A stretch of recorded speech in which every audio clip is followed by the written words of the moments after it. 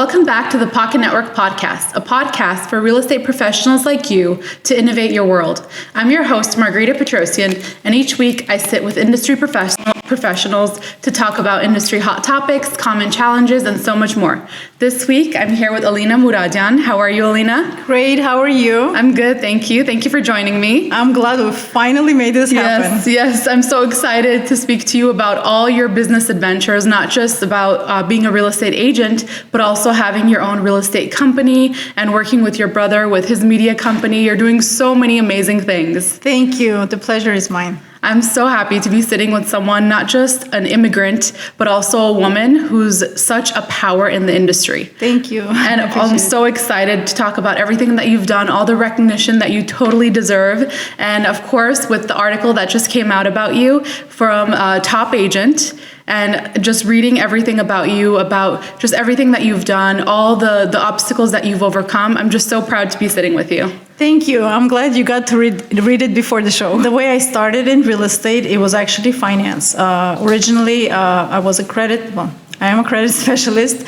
I did credit consulting and then also loans for the first, I would say, 8 to 10 years of my career. So it helped me a lot to the shift into the sales. Yes. But the actual background I have is real estate finance. Okay. And I have heard a lot of successful people that I've talked to, one of the common denominators is they have some sort of financial background.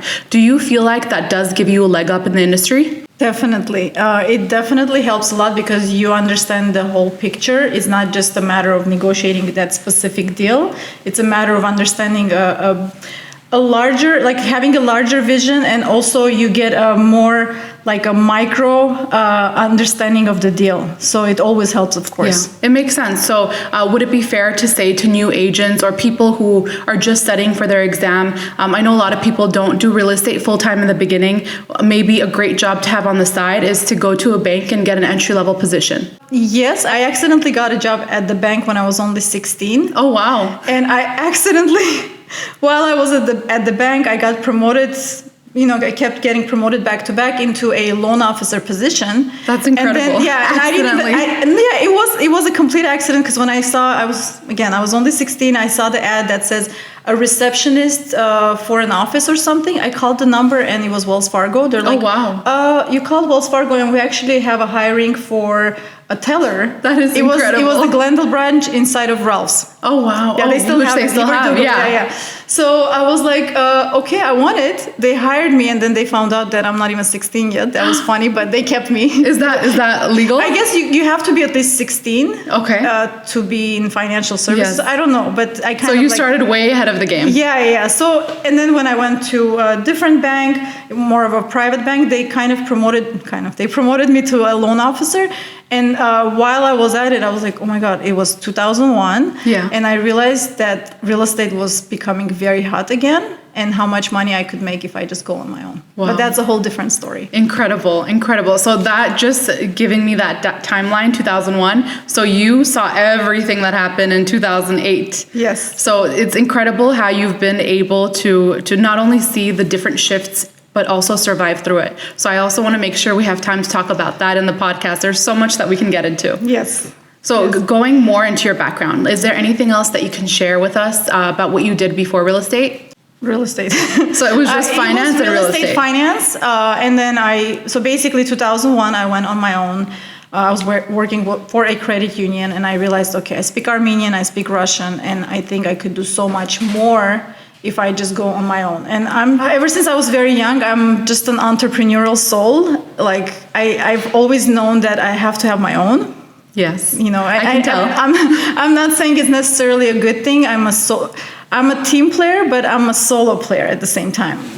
You're a leader. I can. Yeah. I don't know what it is. You direct the team. So I was like evaluating. I remember very well the day I quit. I was a loan officer too. They give you higher positions to make you feel important. They give you 15-cent raise an hour. No. But they give you better position titles so you feel good about yourself. And the branch manager, she was making X amount of dollars. And she would open the bank at 6 o'clock. She would close the bank at 6 o'clock. She had no personal life. And I was like, okay, in 5 years, let's say I'm going to be a branch manager, I'm going to make this much money, and I'm going to devote this much of myself. And I said, no way.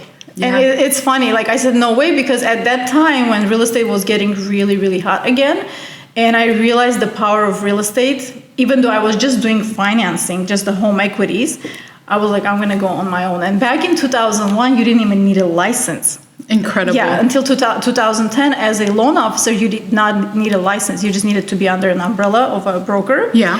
So I went on my own. I remember very well, and I was like, okay, I speak Russian, I speak Armenian. And at that time, my dad used to have a TV show on the Armenian channel. Oh, wow. So I was like, okay, I'm going to utilize that, and I'm going to go on TV and basically promote my business. That's incredible. That's exactly what I did. And for starting 2002, I believe, until at least 10, 12 years, I was on TV like 4 days a week promoting real estate services. And in reality, I don't want to use the word promoting, but I was educating on credit, loans, and then slowly, I don't even know, honestly, I don't even remember how I got into investments and real estate. That is incredible. But I'll tell you more about how I got into real estate when we talk about recession. Yeah, I love it. Just hearing your story so far, it seems like you've been able to think big picture ever since you were really young. You've been able to think 5 steps ahead. Instead of saying, I want the next promotion, will that promotion make me happy? Or should I get out before I get stuck? Or even with your dad's TV show, not many people would have thought of it that way, but you were able to see the value in that and how you can use it to bump up your business. And not just that, but we always talk about adding value on the podcast. You were able to do that for viewers. Forget about networking with the professionals, but once you're in people's homes, giving them value, you're the go-to knowledge source for them, it really shows in your career how successful you've been with that.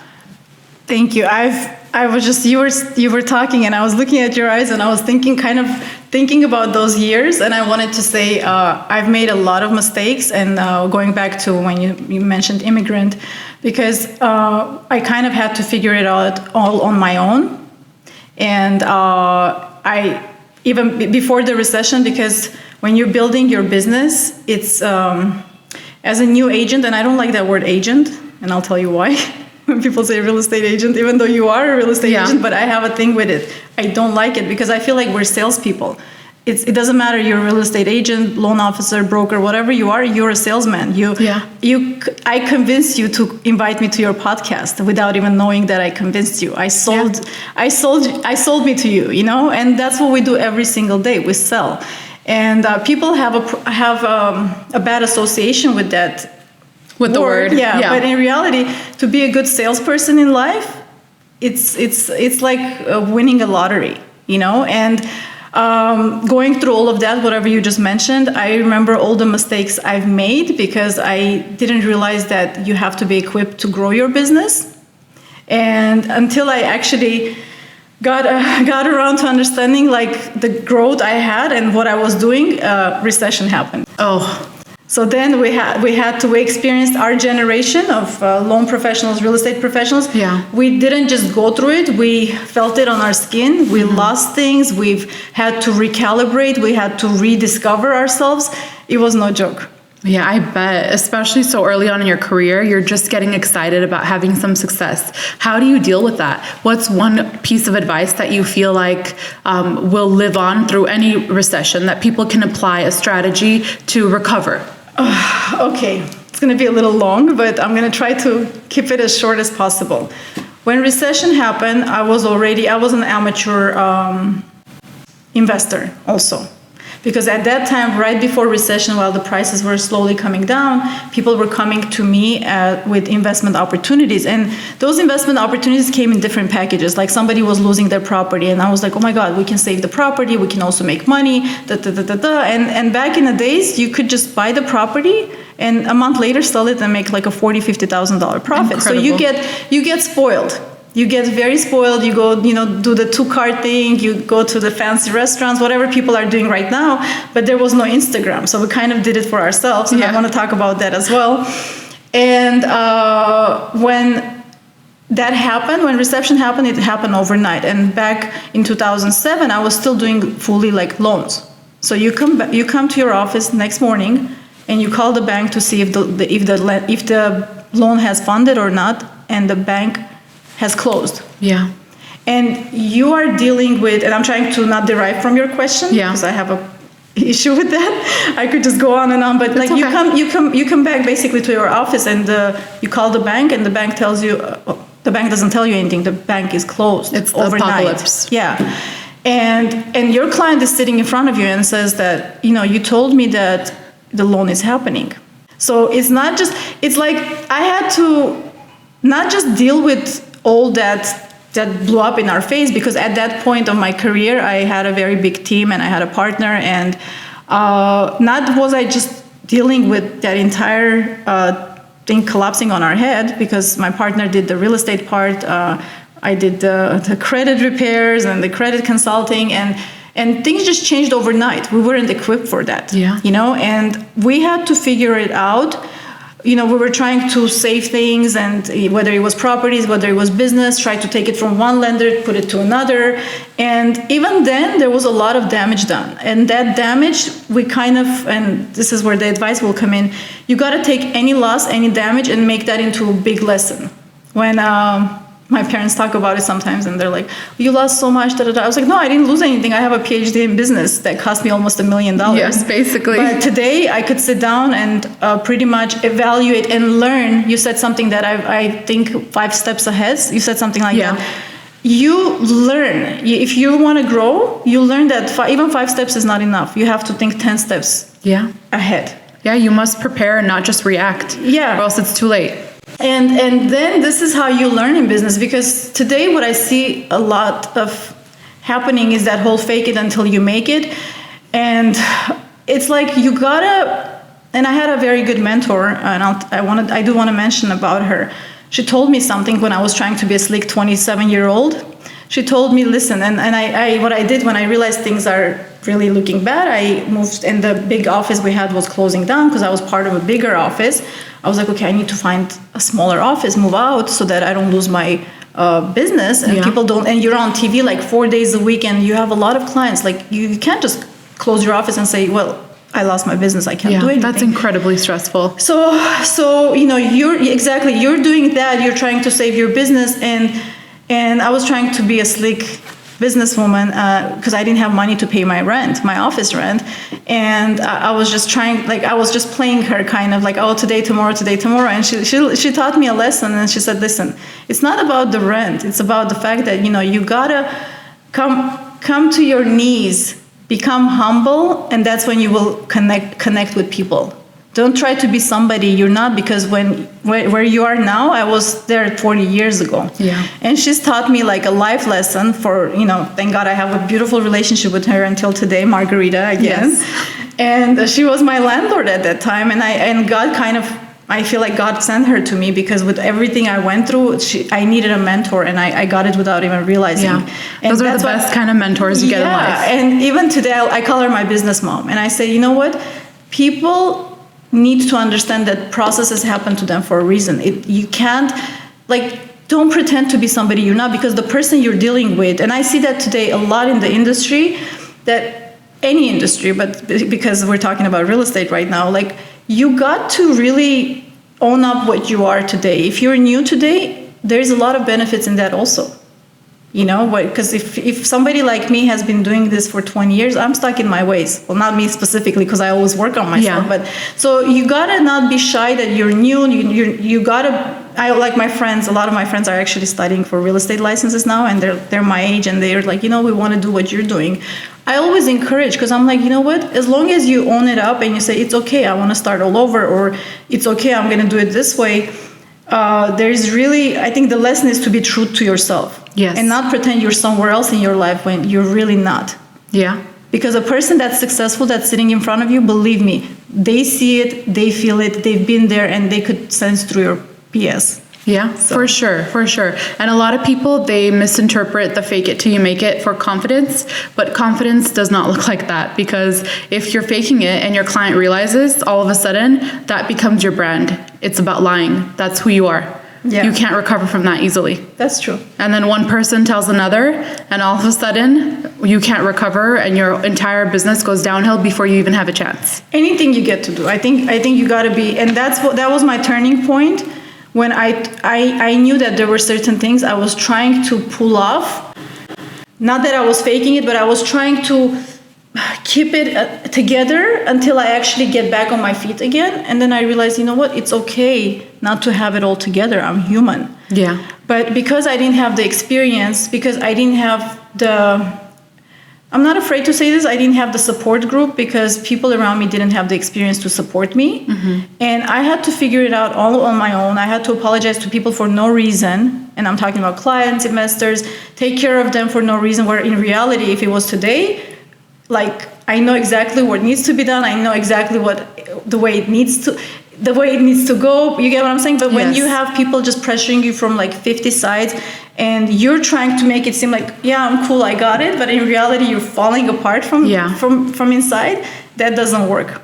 So it took me almost, and I'm not shy or afraid to say this, it took me almost another 7 to 8 years to really get to where I'm at right now. Yeah. And I feel good about you it. definitely should not be shy, because first of all, you've made it. And second of all, there's people that don't do this in 70 to 80 years of their life.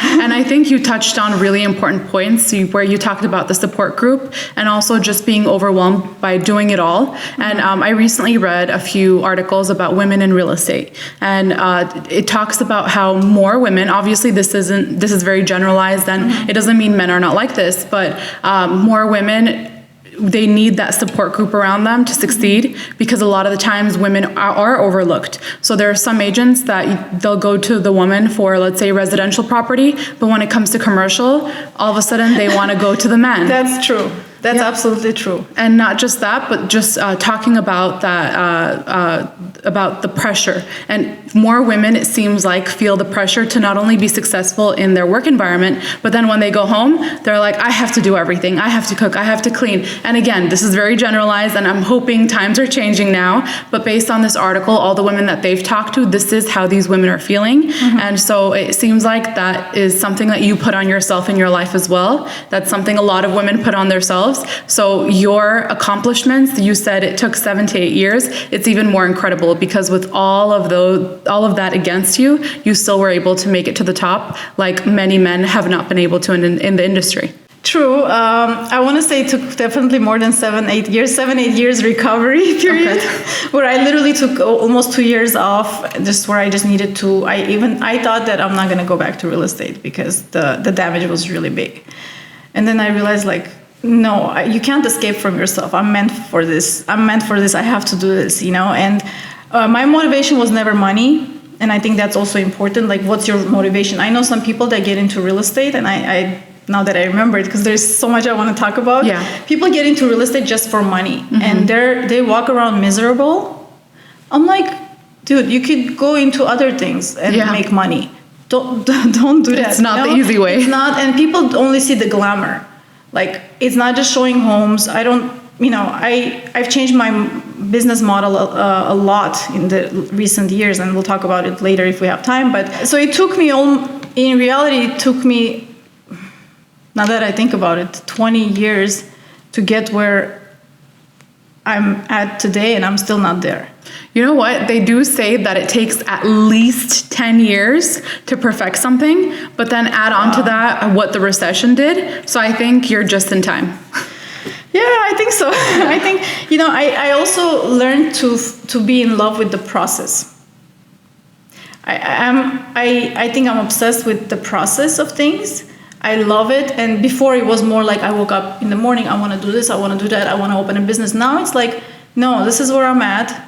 I'm comfortable where I'm at. And most importantly, I appreciate myself. I respect what I've done in my life. And I think that really makes a lot of difference, because people are just in such a hurry to, let me just materialize things, drive that fancy car, buy that good house. And they don't realize you got to earn it for yourself. Not because you're worse than somebody else, but you got to earn it, because when you get there, your character also builds during that process. Exactly. And if something is hard to earn, it will be there for a long time in your life. That's why you value it more, and that's why your career will last in the long term. I think what you just said really hit home for me, because just for example, for whenever I got my degree, all I kept thinking about is graduation day. And then once graduation day happened, I'm like, oh my God, like I did not enjoy my friends. I did not enjoy clicking with my professors. I had some professors who were absolute geniuses, and I didn't take full advantage of them because all I kept thinking about is what do I need to do to quickly get that degree? Destination. It's the Exactly. destination, because we are, and don't blame yourself for it, because we are programmed to go to school, we have to finish, we have to go to college, we have to get And we married, put these have timelines. kids, have a career, unless we're talking about these ages. So we are so programmed, and no matter how outside of the box you think, it comes with us. It's in our DNA. It's I think maybe our children's children will be a little different, because I wasn't born here. So for me, it's like I have that baggage from the Soviet Union. Yes. Even though I was a little kid when I moved here, but it's a different lifestyle. Well, it's instilled in the way you're raised. Yeah, and that's what I was talking about when I was talking about the support group, because I think my motivation was never money. My motivation is my parents moved here. I wanted to make sure that there was always a financial freedom. And people look at financial freedom in a very negative way, many people. It's like they're blaming the ones that don't know how to make money. And it took me 20 years to talk about this freely, and I'm not afraid to say this stuff, to basically understand that financial freedom is not greed, it's not just money, but you know what? Financial freedom, if you want to spend time with your kid, you need financial freedom. Yeah. If you don't want your kid to grow up with somebody else, you don't even know your child after 5-6 years, that is financial freedom. And we grew up in a I don't even know what to call that word, but like, oh, if you're making money, if you know how to make money, you're greedy, or you're a cheater, or you're this, you're that. It's because money has always been demonized because a lot of people didn't use it the right way. Yeah, but you also gotta remember. You're right. You also got to remember that speaking on my behalf, when our parents grew up in the environment of Soviet Union, everybody kind of made the same money. So when one person stood out, they're like, okay, he's either stealing or he's doing this or he's doing that. So even for our parents, and I had that problem with my parents. They're like, oh, you think about money. No, I don't think about money. I want to provide a good lifestyle. I want to be able to, enjoy let's say if I want to go have coffee with my mom, that is money. If I can sit and have coffee with her and enjoy her company, that is luxury. For sure. You have to take time away from work, and that's not a luxury that everyone has. I hope I answered your question. I already forgot what question you gave. It's been good. No, everything you've said has been quality, and I think will add a lot of value to our viewers. So that's all that matters. I hope so.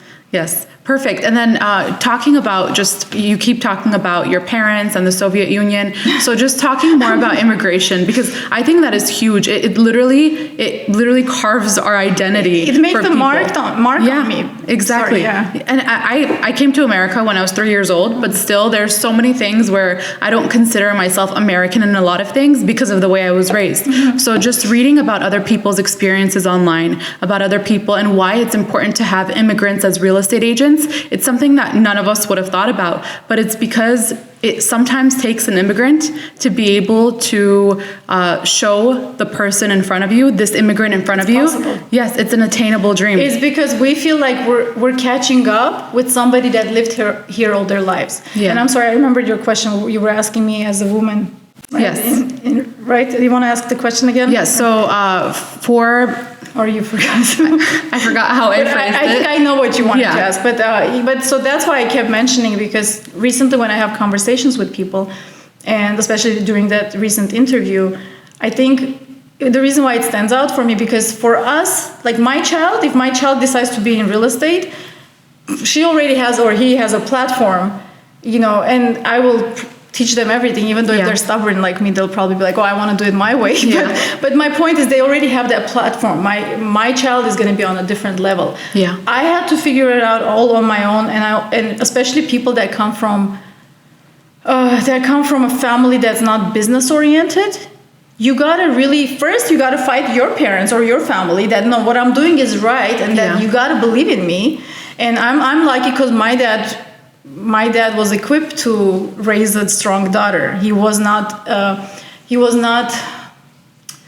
didn't fight you. He not only did he not fight me, he trusted me, and he wasn't a typical Armenian dad where like, no, my daughter gotta listen to what are people gonna think. He always pushed me, so I'm very thankful to him because, I always felt his support without even him telling me anything, Yes. and because your family gotta believe in you. And don't get me wrong, there were times where they didn't understand my vision. This is not even about, you can't blame your family either, because like for me, I can't share most of the things I thought about because they probably would think I'm crazy, but I had my vision. And I had my goals, and it was never just about money, never. Yeah. Yes, I do like the nice materialistic things. Who doesn't? And if they don't, whatever, it's okay. I like to travel to nice places, and there's nothing wrong with that. But after recession, again, going back to that, after recession, it changes because you start really thinking you got to make a life where even if recession hits, you can still withhold. And that's when I made the switch to nourish my foundation versus what you see in me. Yes. You get what I'm saying? Yeah. And you probably know that picture of a carrot comparison where you see the root. Yes. The actual carrot that's very little and the root is so like fluffy and so big and nice. But the other carrot, the root is very little, but it's really big in the foundation. So I always like my entire recession, that has been my thing. Or like build so people don't see it. Build so you're so strong that when an earthquake happens, and I call recession an earthquake, you can withhold on your feet and you don't go negative, you don't go minus. Because when you're negative, imagine you underwater. It takes so much more pressure to get up. When you're on the surface, it's easier to get up. Yes. So that has always been my thing, and that's the reason why my business model has shifted into income properties, have shifted into not taking as many clients and not caring what a top agent should look like, because I really don't care. You know what I'm saying? Yeah. And because I really understood, and it took me years to sit down and really be honest with myself and ask myself so many questions, like, am I going to compete with X and Y and Z, or am I going to compete with myself, who I was before recession, or who I was before my 30s or 40s or whatever the case is, right? And you understand that, okay, you are here in United States of America. You look at all these billionaires, you look at all these people that have provided generational wealth, and it's real estate. Yes. You can't do that in other countries. And that's why so many people are drawn here. And I understood that for me to provide value to my clients, I gotta be that. Because You have to be the model. you gotta be the model, and not just to say, oh look, I did this or I didn't do it, but you gotta do it, because if you're emotionally screwed up, you're going through something difficult. If you are financially not good, believe me, I cannot give you my 100%. And listen, we're all human. Things happen, bad days, good days, family issues, health issues, but you gotta be strong. And you know what? Ever since I made that switch, the clientele quality has changed. Like my clients, I interview my clients. And sometimes my friends tell me, you're stupid. Like, why would you do that? Mm-hmm. When they call me, they're like, well, this is that person. I said, because I know the value I could give. It's just like, imagine you go to a hospital. If you have a heart problem, you're not going to go to the ear and mouth and nose doctor. Yes. You're going to go to a heart doctor. But it's also because you've built your career so that you have the luxury of choosing who you work with. Yes and no. But if you just started out now, would you be able to be so picky with clients? I don't want to sit here in this chair and be like, well, you got to do it this way and you got to do it that way. You got to figure out what works for you, really. Because when I was doing it, mine was different. Because I had the platform, the TV platform, I was seeing 15 clients a day. That's not a joke. I had so much business, I was running away from business. So I cannot sit down and be a smart person. I don't want to use the actual word, but and say, well, you got to do it this way, and the typical coaches and stuff. Your experience is different than someone else's. You gotta go through the bad clients and the clients you don't want to deal with, and you gotta keep yourself up. And because I always say, real estate is not a part-time business. So in reality, if you're getting into real estate, it's not about the license. You gotta be uncomfortable being on the edge for a long time. I've been doing this for 20 years. There's still days I'm on the edge because I risk it all. But that's who I am, and that gives me that adrenaline, and that gives me that drive, and even though I, made it, but I'm still not where I'm going to go. Yeah, because you never stop. That's how it is for people who are lifelong learners, whether it's whatever they're learning from books, from articles, from anything else like that, or whether it's from experience. So people that are not the kind of person that, like you're saying, you'll never stop, those people will never make it. If you set a low goal for yourself to meet it, you're just another person. You're never going to be someone that people talk about, that people look up to, that people work towards. That's true. And if you compare yourself to other people, I mean, look at all of these people. And for people also just who speak so negatively. So I can't make it. I can't do what they did. Look at him. He's a billionaire. That's why he's doing it. Most of the billionaires that we see, or let's talk about millionaires in America right now, their parents were not rich. They did not come from a billionaire family. They did not come from a millionaire family. They were able to work hard and differentiate themselves, and most importantly, stay consistent to communicate their brand. So true. That is so true, because people don't realize that when you're at a certain level, you're actually risking more every day. When you have nothing, you actually, why is it that people that come from far villages and God knows where, right? They have bigger visions, and if they have bigger visions, let me correct it. When they have a vision and they have nothing to lose, they actually most of the time not just make it, but where they see themselves, but they actually even excel. Yes. But people that are in comfort, and comfort kills. That's what it is. If there is no movement in health, if you're sitting on the sofa all day and you're not moving, guess what? You're going towards that slowly. Same with business. I feel like if you're, and believe me, sometimes I tell myself, take it easy, chill. I talk to myself. I'm like, you know what? Just chill. How long does that last? And then I realize no, that's not who you are. But change things up a little bit, and now I'm enjoying being here. I don't look at it as a job. You get what I'm saying? Yeah. It's Sunday, we're sitting here, but I enjoy it because I actually, first of all, and I want to be honest, I don't want to say, well, I'm giving this value to your viewers. I'm sure everybody will get something out of it, but I also enjoy the fact that I could sit down today and talk about certain things that I did not talk to with anybody, because nobody wants to discuss their failures until we made it back again. Yes. Yeah. And a lot of people, you're right, they don't want to talk about the bad things. It's normal. And that's why we have kids who view people that are successful on Instagram and they think that overnight they're going to make it. They never see the bad side. Unfortunately, it's true. And that's what I was just thinking about.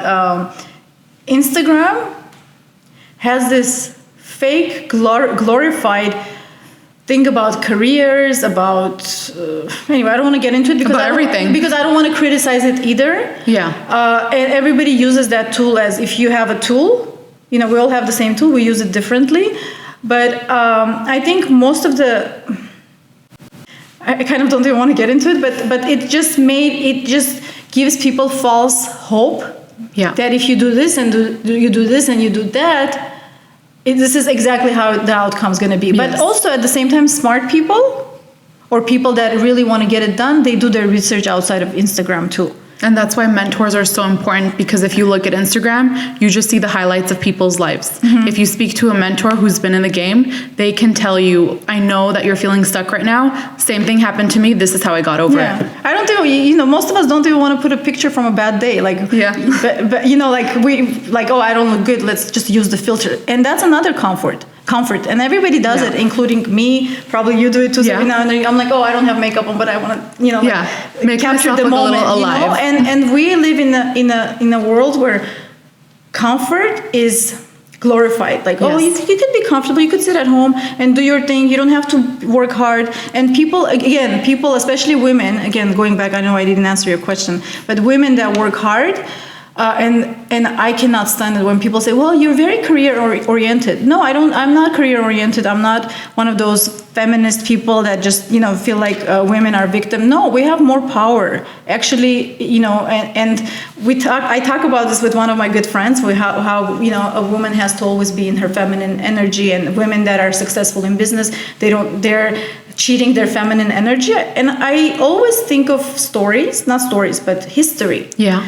Empires were always ruled by women in reality.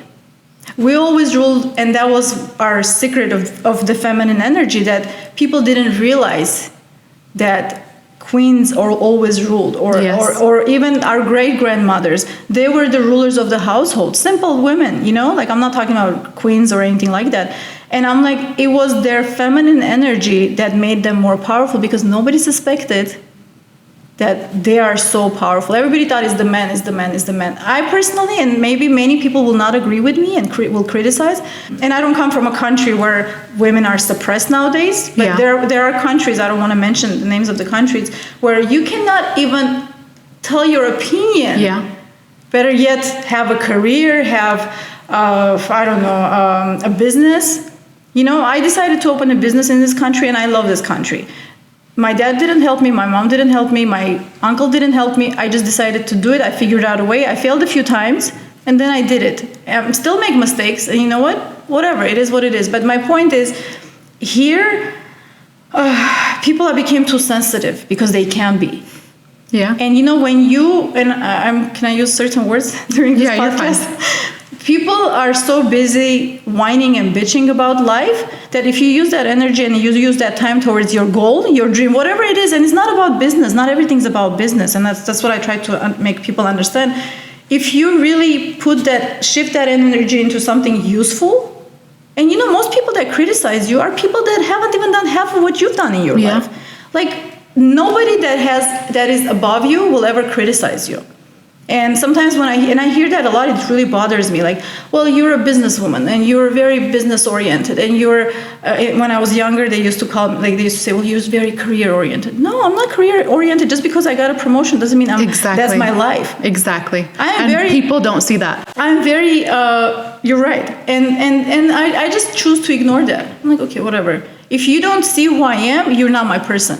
In my experience, the people that speak like that, they truly believe that you are career-oriented for their own sake, because that's the excuse as to why they're not successful. Because I focused on family. I could have done that too. And when in reality, if they really take a look at your life, you have a thriving family and career. Yeah, and I want to be very clear. I love and respect, and I think that having a family and keeping a balance, which I don't even believe in a balance. I have a family that just recently opened a business, and they take time away from their child to feed the business so that business could feed the dreams they have for their child. So I don't believe in balance. There's no such thing as balance. Some people are like we grew up. I had the luxury to grow up with my dad and my mom at their business, even though they work somewhere else, but it was kind of like their business. Yeah. But not everybody has that luxury. So for women that stay at home, I tell people that's a luxury. And for women that have children and they just focus on that part of their life in the beginning, and then they do whatever their dreams are, I think that's also success. Because we look at success like, oh, I'm wearing the Gucci bag and the Louis Vuitton shoes. And no, that's not what success is. Yeah. And nowadays, actually, people are covering themselves with so much materialistic stuff that they actually forget to be honest and truthful with themselves first. And again, I know I mentioned it probably 2-3 times. People are going to think like, what is she talking about? Why she keeps mentioning? But I'm just kind of diving into what I see around us today. Yeah, for sure. People have become way too materialistic. That's how they measure their success.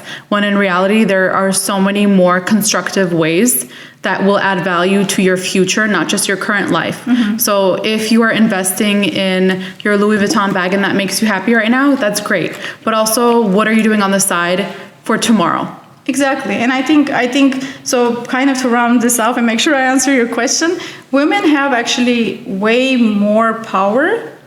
We just use that as an excuse. And I want to say we because I consider myself a woman. I've never used that as an excuse. I actually realized the power in it. But it's like, remember in the beginning I was telling you that people that can make money cannot make money. They blame people that are able to make money, that yes. they're doing something. Same with this. Women that are choosing, and I'm not talking about women that are choosing to focus on their families, but human being that is a female that chooses to sit on her behind and just literally be on social media. I'm going to give a stupid example, but it's a legit example. Yeah. On social media all day long and just go have coffee and brunches that they cannot really afford, and blame the girls that are actually sacrificing whatever it is that they've sacrificed to be where they're at, because they had a vision, they wanted to make sure that their life is a certain way. Yeah. And then they blame that, oh, women don't have the rights, or women are treated differently. And I'm not saying that doesn't happen in certain areas. Of course. But life is not fair, I'm sorry. Yeah.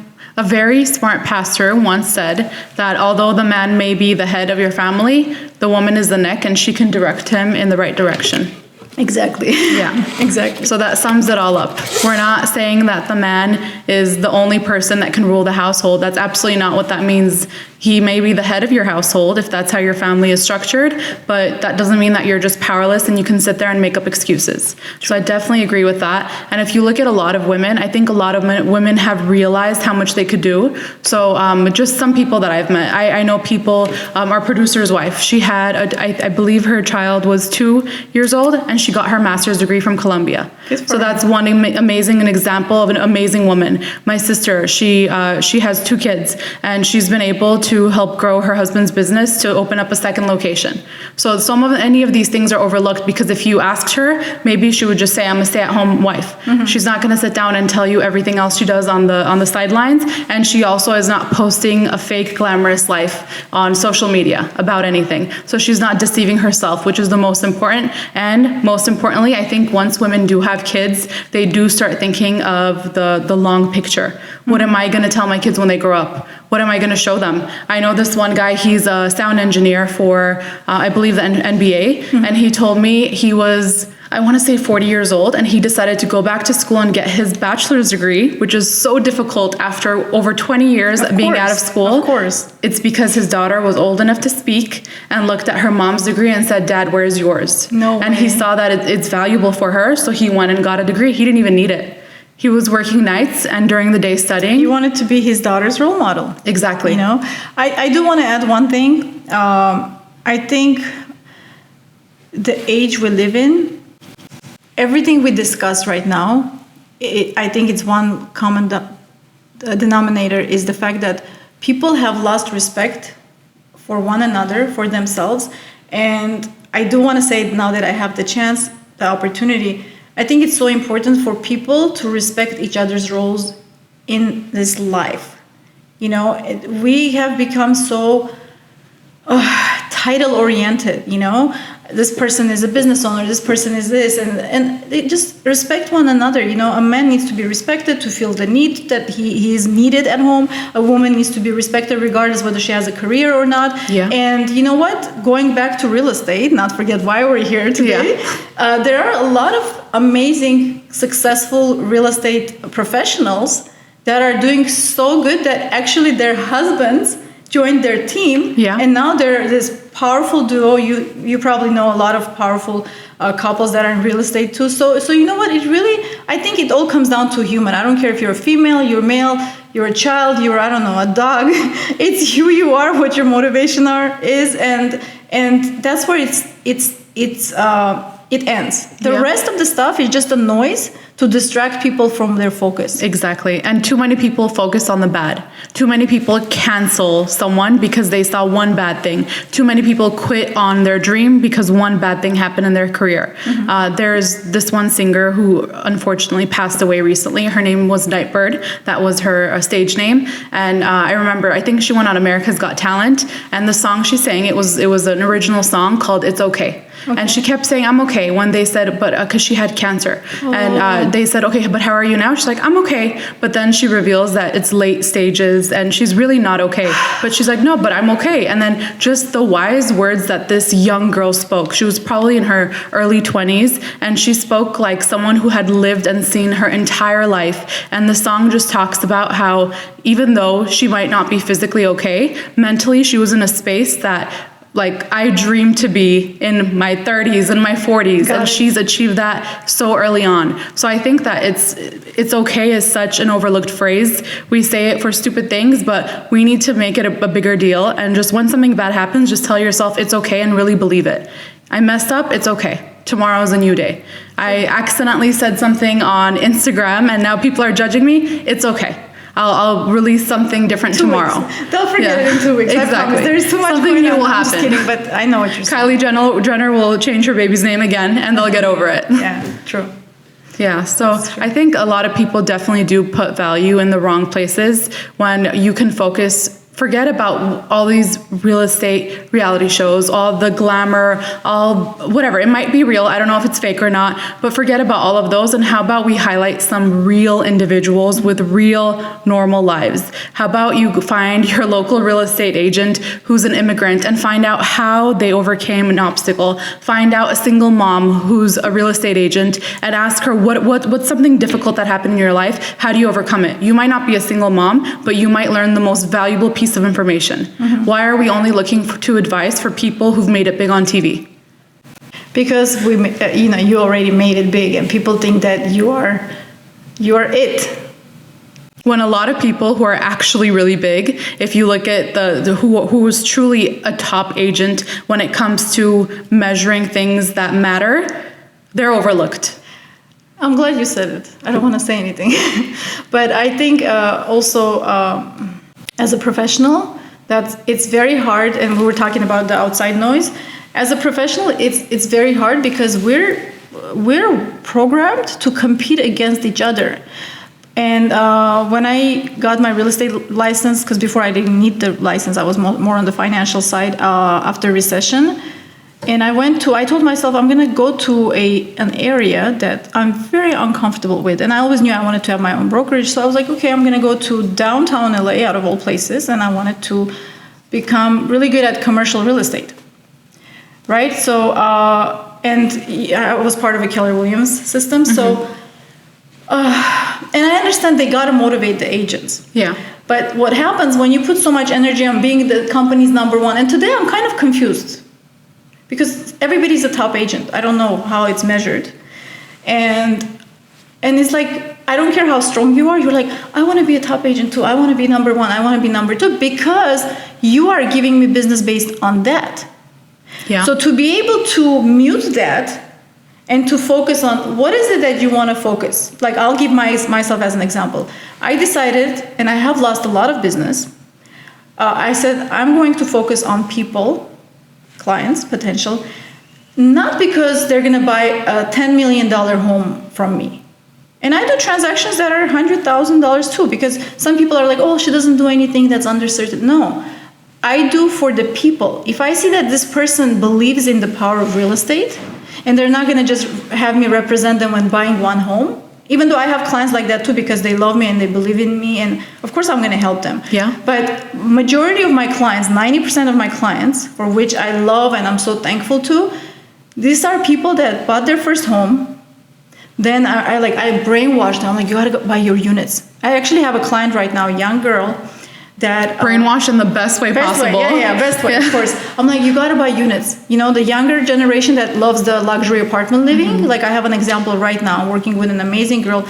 She sold her home in Russia. She's like, she moved here. So she's like, I want to buy something. I was like, just live where you live. Let's get you 4 units. She's like, I don't know if I can do it. I was like, yes. And especially that's where I want to talk about. A lot of females are afraid to put their foot, forward and be like, it's okay, I can actually buy an apartment building. I think it's because we've been trained by our mothers who want our best interest to be that squirrel who saves for the winter in case someone hurts us or someone does something, and then we have to, find the hidden stashes or savings to jump into that. When in reality, I think people like you use the word brainwash, and I think that's actually a great word, because you brainwash them by completely changing the way they're thinking. I do. I'm like, no. And I talk to them about it so much. I'm like, and sometimes I tell them, I'm like, if you just want me to just sell it, I try not to sell any of my clients' homes. Yeah. That's why I barely have listings, and my friends are like, my professional friends are like, you're stupid. They want to sell their home. I'm like, no, don't sell real estate unless you have to, unless God forbid a bad thing happens. I convince them not to sell, because I know that it's the power of real estate. If you could be disciplined 5 to 10 years, you're going to come and you're going to wake up every morning and say, God bless Alina. Yes. Thank God. Okay, and nowadays you don't even have to wait 10 years. It's incredible what's happening with the market. And I don't think it might be slowing down now, but I think, again, wait another 5 years and you will be rewarded. Yeah. When I said 10 years, I meant like if you keep buying, in 10 years, you don't have to work. That's what I meant. Oh, 100%. And so I choose my clients. I'm like, you know what, guys, and then they end up buying a fourplex, or they're slowly, starting. And then I have clients that invest in my projects, in our projects, like we do flips, more like rehab projects, Yes. and development. And a lot of times we don't even have to go to hard money lenders, because I'm telling my clients, if you don't want to buy now, invest in our projects. We make I make them not just the money, but they become these people that they call me. They're like, we found this lot, we found this property. What do you think about it? And I actually end up learning from them. Yeah. So I want to associate myself with people that are interesting, because you know what? I'm going to make that X amount of commission, whether it's you or this person or that person. But I also want to learn. I also want to level up. I also want to make my life interesting, because you know what? When things get boring, it just gets boring. You don't want to, you start getting disappointed in yourself, but you don't realize it. You think, oh, the real estate is slow. It's amazing, because my clients are buying when it's slow. So you got to build, I'm yelling, sorry. No, you're not. You got to build your business so it's recession-proof. You got to build your business where, if today things are slow, you have clients that are going to buy when it's slow. It's not just like, oh, well, I have no business because I was just focused on getting listings. No, you got to. And so for a real estate professional, whether they're new or not, I think it's very, very important to decide what kind of a business they're gonna be in. Yeah. And today, like I wake up in the morning, not every day, but most of the days, I have a call from somebody that's interested in buying a fourplex, or especially now, a lot of people moved from different countries with money, and they look for professionals that specialize in that. Yeah. So they don't want to run out of money in a new country with no job prospects. Yeah. And I think that's very smart. So no matter what happens in real estate, if you ride out that wave, it'll go right back up and you'll get your money returned. Mm-hmm. And another reason why I tell people multi-units, and it doesn't have to be a 10-unit building. I mean, 2 units, 3 units, because they're not appraised based on what your neighbor's house sold. They're appraised based on how much rent they collect. And when was the last time that you remember rent went down? Right. You get what I'm saying? It's getting crazy. Yeah, and so I feel like, because I'm an entrepreneurial person, I like attract entrepreneurial souls. I think it's not just attracting the souls, but letting them know that they actually have it. I think it seems like some of your clients didn't even realize they have it in them until you inspired them. Probably not, because a lot of them are musicians, actors, just other type of business owners, and just even like regular, nurse or doctors. Yeah. But they didn't realize, like I have a client, I'm just going to remember the examples I have right now. She's like, I never thought I could buy a house. I felt like it's something that's not for me. Like I have to be very wealthy. I'm like, no. Is she an immigrant? Yes. I've heard so many people say that, and it might be because she has an amazing job. She's an RN. And oh, wow. Yeah, and it might be because of, from her country, how it was. Maybe they didn't have good loans, or banks were much different back when she was living in her country. There were no loans. There we go. You live in your father's home, then you get married, and your husband lives in his father's home. That's what I'm saying. Our parents, and that's why, I mentioned the immigrant part, because our parents, it's not because they were bad parents. I don't want people to misunderstand. No, they just didn't live that life. It wasn't a possibility. It was about saving, because our grandparents were right after the war. Yeah. And when you have that piece of bread, you don't throw it away. Exactly. You keep it because your kids need to eat next week or the next day or whatever. So that's why their parents taught our parents. And our parents are thinking that's the right way, and we are the ones that are breaking waves and breaking ways of doing things, because life is different. Survival looks different now. Yeah, and it's like, no, and I love Grant Cardone. He's like, I love him, and I think his approach to real estate has helped a lot of people, meaning like, because he talks about the same thing, and he's not an immigrant. Like his parents were born here. Yeah. And he talks about how when his father passed away, his mother was about, coupons and saving money, because it was that era where you have to save. But now he says, like, by saving money, you will never be wealthy. Exactly. You got to take, leap of faith. You got to believe in yourself. You got to, no matter what you do, if you don't believe in yourself, and you know what, we all have days where you're like, what is this I'm doing? It's pointless. Like, I don't think I can do it. And if it's so true when they say, like, if your projects or whatever you're taking on doesn't scare you or doesn't make you nervous, you're doing something wrong. Exactly. You're just repeating what someone else has already done. You're not doing something great. And it's like that, and also understanding if it's for you or not. For some people, it doesn't work. And I want to be very clear, because people feel like, I'm always saying, open the business, do your dream. And some people say, you know what? I want to go to work. I want to come home. I want to just lay on the sofa and watch TV. To me, that's luxury. And there's nothing wrong with that because they choose that life. Yeah.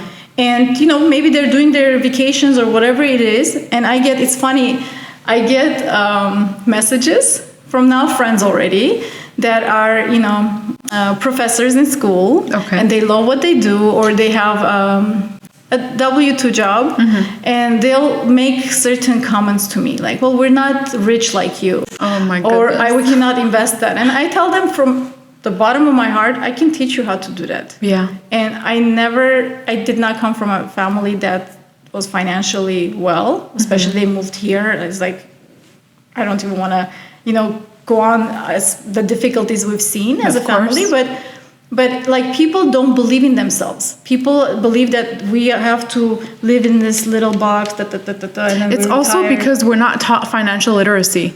We're taught about shapes in school. We're taught about calculating the size of the shape, which we will never need in life unless you're some kind of engineer, right? Yeah. But why am I not taking a tax class? Why am I not taking an investment class?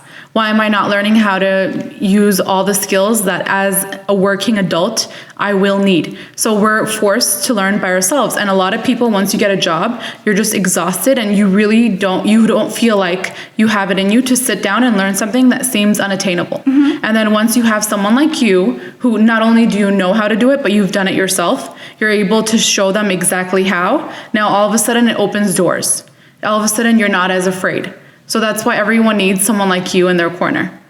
It's all about your network. And we really, really believe that at the Pocket Network. Yes. The Pocket Network. It's about who you have in your pocket. That's true. I love the word, the name of it. Thank you. It's perfect. Thank you. And we really, really, truly believe that, not just in real estate, not just in businesses, but even in your friends. I mean, like, let's be super basic, even about getting your hair done. Who do you have in your phone? Who can refer you to someone, right? That's true. That's absolutely true. No, it's absolutely true. And I think that, again, it comes down to being honest with your goals, with your dreams, being in some places a badass and ignoring certain people that you cannot cut out of your life. Yeah. And not because they don't love you, not because they don't believe in you, but they don't even believe in themselves. How do you expect them to believe in you? Exactly.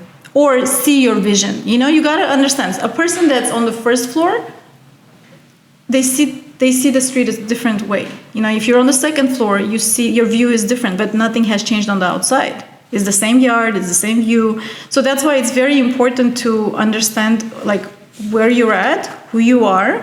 And it takes years. You don't know who you are when you're 20. You really don't. It's hard. Yeah. I feel like I'm a completely different person from 2 years ago. My 20s were experimental. Who I was in my 20s, my drive didn't change, but it changes. But then you realize, like, you got to be honest with yourself. If you're honest with yourself, the rest will be good.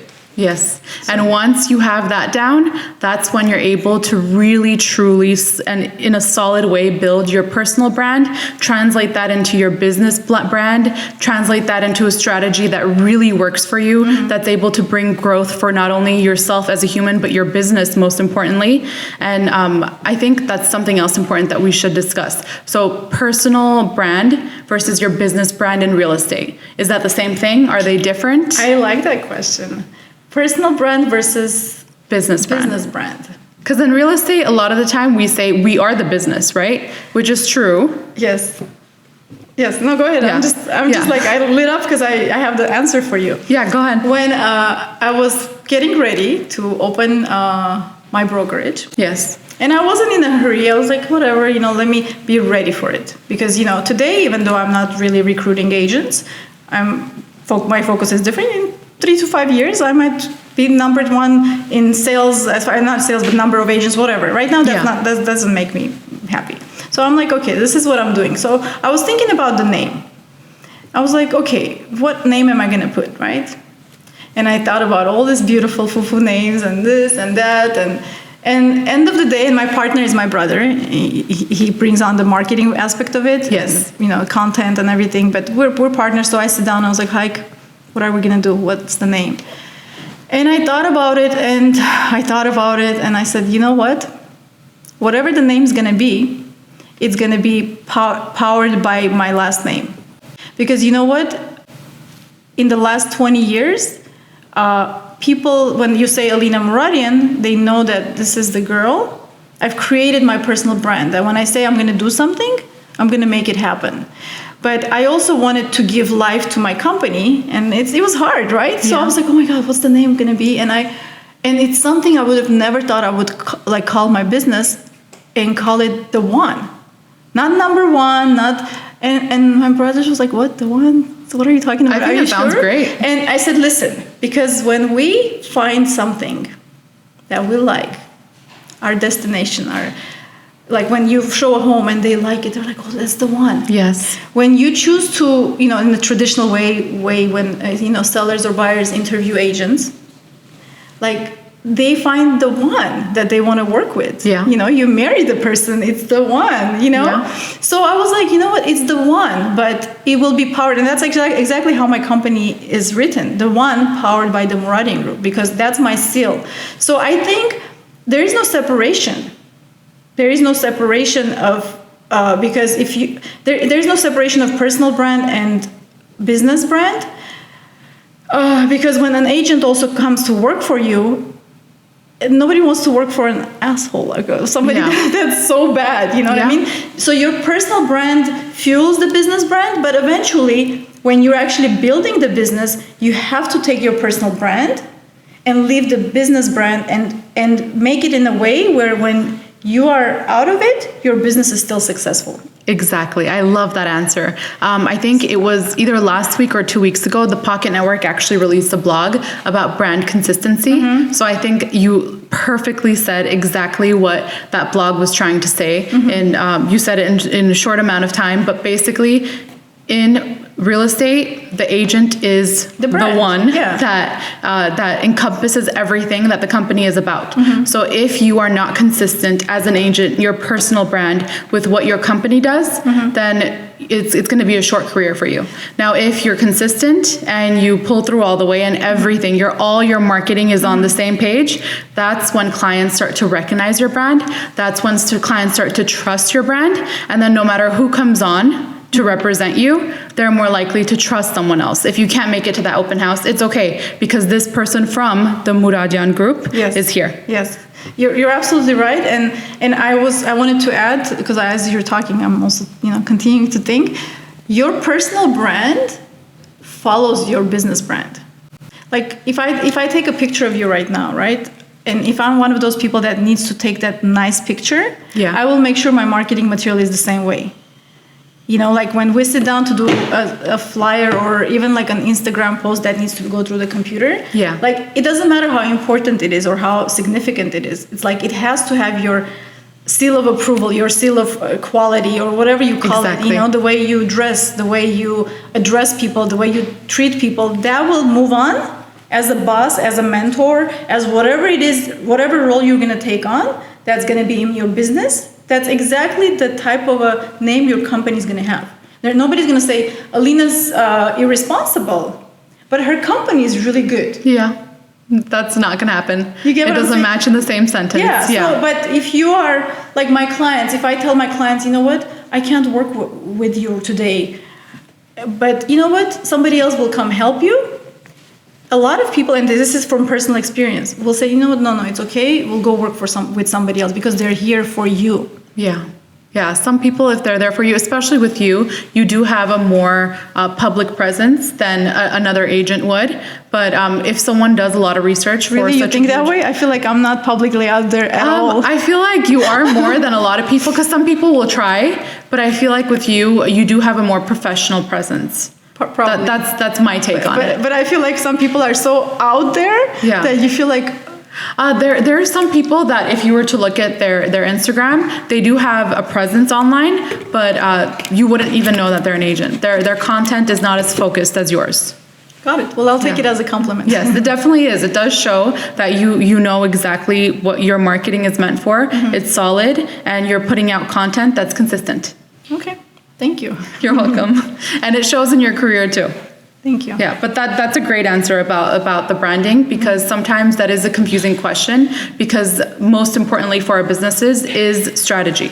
So what's your personal strategy? What's your business strategy? In real estate, a lot of people for real estate, they put out their their personal life too. People know about them. So if you're acting like this, rude person in your personal life, you're playing rude jokes on people, saying weird things, posting nasty reviews, and then you're on your professional side pretending to be a sweetheart that sells the American dream, that's not going to match together. I highly doubt you're going to get customers. That's true. That's true. I've seen like severe examples out there, because sometimes I'll do my research for the Pocket Network. You guys deal with more agents. Well, that too. Yeah. So what we do have some severe examples out there, but I think we also learn from those, because they're out there publicly and we do see these things, all these horror stories. So I think I've learned a lot, and I'm not an agent. Well, what not to do. You'll be surprised. In a year, you'll be like, wow, I have so much knowledge. Yeah. Oh, yeah, for sure. I feel like from every guest, like I'll go home and rant about everything that I've learned. I'm like, maybe I should go into real estate, which I probably won't do. Maybe. If you have a pen, write it down. In about a year or so, you're going to have your real estate license. I actually might, because I've been studying for the podcast, and my partners have been saying, just take the test, might as well. But I don't know. Like I just keep saying I don't want to also misrepresent the podcast, because I don't want to sell. You're going to be a good real estate agent, and there's nothing wrong with that. Yeah. Absolutely nothing. Yeah, no, definitely. The more you know, the better of a person you are. Let me tell you something. Real estate is a network business. Who am I networking with? Right? All these amazing agents. We make deals behind the scene. You know, if you are somebody that's not going to close the deal, nobody wants to work with you. Yeah. So you're getting to know all these agents. You know, you're talking to them behind the scenes. Oh yeah. If it's something that you're interested in, why not? I always tell people, I encourage, if it's something that interests you and it could support your lifestyle and your dreams and your goals and make you happy, and you could smile, that when you wake up with a smile, that's how I feel. Like I don't feel like I have a job. I wake up, I'm living my life, and down the road I'm building my life. Yeah. I will never sit down and say that, oh, I love helping people, because you can help people in the medical industry. You can help people in many, many various industries. I actually get excited about the business aspect of it. And when people, like I even tell my clients, don't look at your home emotionally, look at it as an investment. Yes. Because tomorrow you might rent this out and go buy something else. And I know maybe I'm a little too much, I like too dry when it comes to that. But that's what we need from a professional. Exactly. So I tell them, like, I do like helping you, but I like the fact that I'm able to do business in such a manner where I enjoy when my client closes their deal, because I feel like I've taught them business, and business is a survival skill. Yeah, because for you, the value does not end with that transaction. Yeah, you want success long-term for them, not just for yourself. Exactly. And if I'm surrounded by successful clients, I'm serious. Like I was thinking about it while driving here, that 70% of my clients have turned into investors, have turned into my own investors that lend money to me for my projects. And you know what? In return, I make them money also. And it's like I can go sell cars, and I will still love it. Yeah. It's not about the product. It's about how you make these people change their mindset. They sit down with their wives, husbands, and they say, do you know that we can actually own an apartment building? You're an educator. You're a mentor. And I don't know what it is. I don't like titles. So whatever it is, I don't want to put a title. I'm a mentor, or I'm this, I'm that. But it's like, and you change people's lives, and that's what I like. And with real estate, that's a huge, huge change to people's lives. True. That's something that people never think that's attainable for them. And you're able to walk them through it. That's true, because they feel like it's not for them. We always feel like it's not for them. It's not attainable. And I tell people, I give them my example. I'm like, everything I've done, zero. I probably had no money in my bank. But I believed in myself, and I said, I'm going to make it happen. And that's all it takes? There were times I wouldn't even tell my family, because I didn't want one of my parents to have a heart attack. Oh, that's so funny. When I was younger, you know? And again, I want to mention that I failed a lot too. I've made mistakes. I've been... But that's My wealth. Yeah, those are the golden moments That's that you recover from and apply for the rest of your life. That's my wealth, because when you come in, if God forbid that happens again, when people say, well, I have to start from zero, I'm like, no, I didn't start from zero. I started with amazing people. I've started with experience, and and I know exactly what not to do to be safer, to play you. And everybody that went through recession, my colleagues, we call us recession-proof. Whoever made it out. Like I said, like for the first year and a half, I was like, forget about real estate, because it left such a bad taste in my mouth. I was like, no way. And it's traumatizing. It took me so many years, because you're in your 20s buying properties here and there, but you're not understanding that you need to make your foundation strong. And you know what? I don't want to sit here and say, well, nobody told me, because even if somebody told me, I probably wouldn't listen to them. Yeah, you can't imagine that. Yeah, and people that were in my age now, they were telling us, slow down. Like, slow down. I remember one man specifically, a loan officer, he's like, slow down, believe me, we've been through this. And I'm like buying left and right, because it's like 100%. I have contracts with developers. Why wouldn't I buy it, you know? And because you don't have strong foundation, you don't have the liquidity to hold yourself up, it's hard, because you're like, oh my God, I'm never going to recover. And then you realize it's okay. You can do it. You know what? You can recover, and it makes you stronger. You come back with experience, and that's when you feel good about yourself. That's why now, when I'm not shy to say it, like, yeah, I know I'm good at it, and I know I'm one of the best in what I do, and I know that if I cannot give value to you, I'm sorry, but go to somebody else that can sell or buy, like do the basic transactions. Come to me to where I could really multiply you like 10 times and help you spend more time with people you love, and live the lifestyle that you dreamed of. It doesn't have to be the luxury cars, luxury boats, or whatever, but whatever it is that make you happy. Exactly. And I definitely see that in everything that you've said today. And I think that with everyone watching at home throughout this podcast, they've seen you've completely added, like everything you've said, even if you've repeated it, it was in a different example, in a different context, and it makes you think about what you're doing in a completely different way. And I think everything that you've said, it's not just applicable towards real estate, but any business venture out there. Mm-hmm. So I think for today, that's the time that we have for today, but definitely I have so much more to ask you. There were so many other questions that I had, and I would love to hear all your answers. So we definitely need to have you back for season 3. Okay. And thank you so much for everything. It's been such a pleasure meeting you. I love meeting successful women. I love meeting successful immigrant women, especially, because it really opens up my eyes to what women are capable of, what I can aspire to do in the future. So thank you so much. And with everyone watching at home, we will link all of Alina's social media down below. You can contact her if you'd like to be a part of her team, if you need any advice from her. Obviously, she's been through so much, and she would be able to help you with her vast experiences. And as we always say, take everything you learned today and apply it, because change begins at home.